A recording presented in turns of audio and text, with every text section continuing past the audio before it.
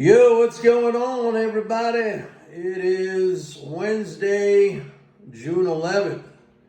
I'm supposed to be at boxing right now, sparring, but we had this vicious thunderstorm, man. It was coming down heavy, so I didn't feel like driving in that lightning and everything, so I stayed home. I'll go Friday.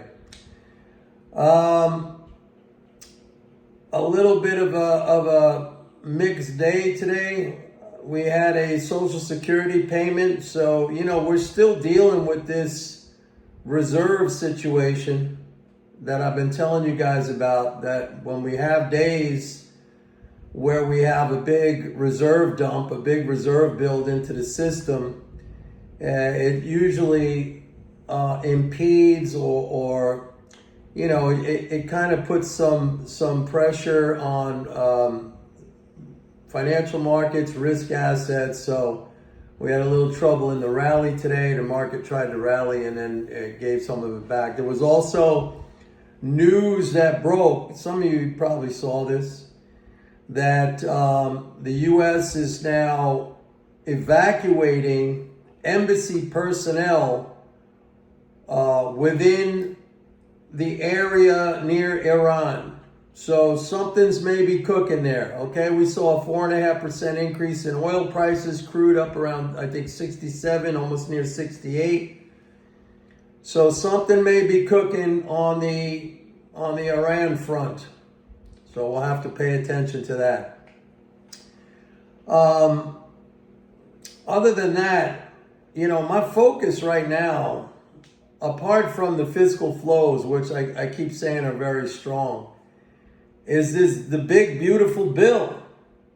I mean, this needs to happen primarily because we need to get the debt ceiling raised.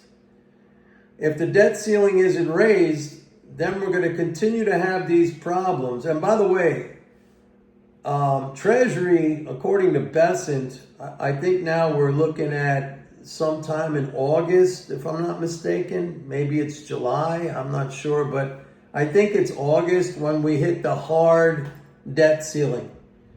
In other words, where, spending is really, really constrained. And if that happens, because the debt ceiling is in this big, beautiful bill, all right, the debt ceiling increase. If that happens, if this bill isn't passed and we don't get an increase in the debt ceiling, then what happens is you run into this situation or a condition where you set in motion sort of a negative spiral, okay, where the government can only spend based on tax receipts.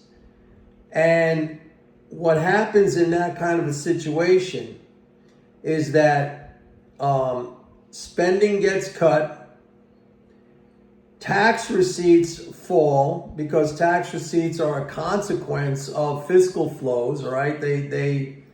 That's the fuel that powers the economy.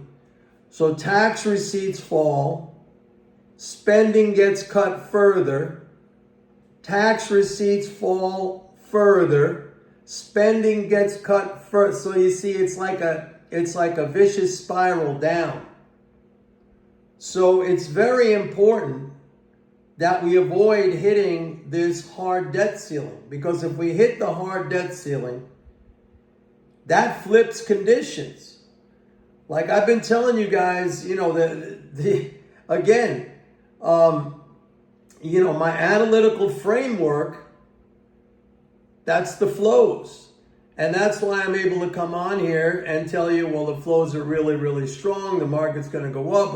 The economy is going to be okay. We're going to make new all-time highs.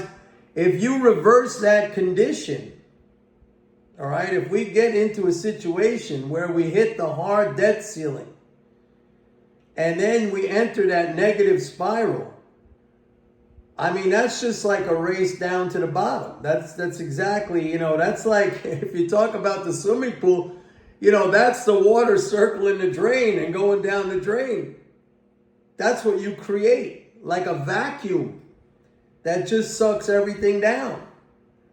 So I mean, I'm going to stay optimistic, and I think Congress is going to come together and end up passing this bill. I hope so, but there's opposition to it. Actually, opposition has grown ever since we had, the falling out between Musk and Trump. And I think the initial, the initial bad blood that was created between both of them was Musk's criticism of the bill, where he was saying, it's an abomination, and they shouldn't do it. And again, I've done so many videos on Musk and his ignorance when it comes to the system, the financial system that we operate in as a country. I spoke about understanding systems. And if Musk is a systems guy, which he is, I mean, he builds rockets, he builds electric cars, they're all based on systems. Technology systems, mechanical systems. You got to understand the system that we operate in, that our economy is based on, in order to make, rational, lucid statements about what's going on. You can't say, like, the country's going to go bankrupt when you're talking about a country that is a currency issuer where all of its debts, liabilities are denominated in its own currency. Okay? I mean, you just making that statement is a foolish, ignorant, uninformed statement. He doesn't understand, when it comes to economics and our system, he doesn't understand that. Anyway, I don't want to go off on a tangent. The bill has to pass. We need, if anything, I don't even care about the other stuff in the bill. We need to get the debt ceiling raised. If we don't get the debt ceiling raised, then conditions flip into a negative spiral. And that's going to be bad. That's going to be bad. I wish the debt ceiling was a separate thing where they could just pass that and then, hash out what they're going to do in this, the tax and spending bill. But it's all incorporated together. So for now, I am sticking with the optimistic, bullish outlook. The flows are still very strong. We have until that hard X date on the debt ceiling, which I believe it's in August. You could check that out. I'm going to go check that out. But the debt ceiling has to be raised.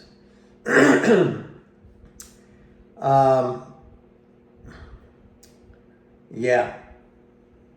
Until then, I mean, everything's, pretty much normal, except for these days when we have these big reserve additions. We get kind of like a stall in the market rally, but it'll come back.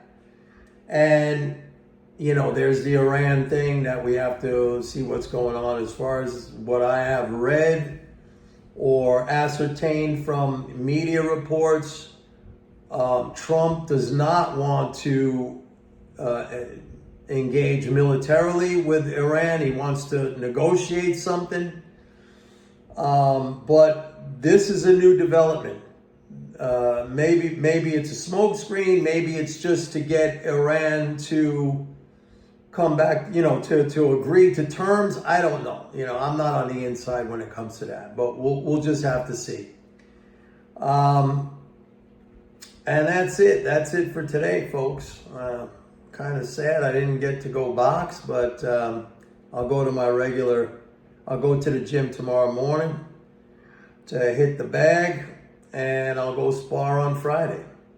Anyway, that's it for today. I guess kind of a short video.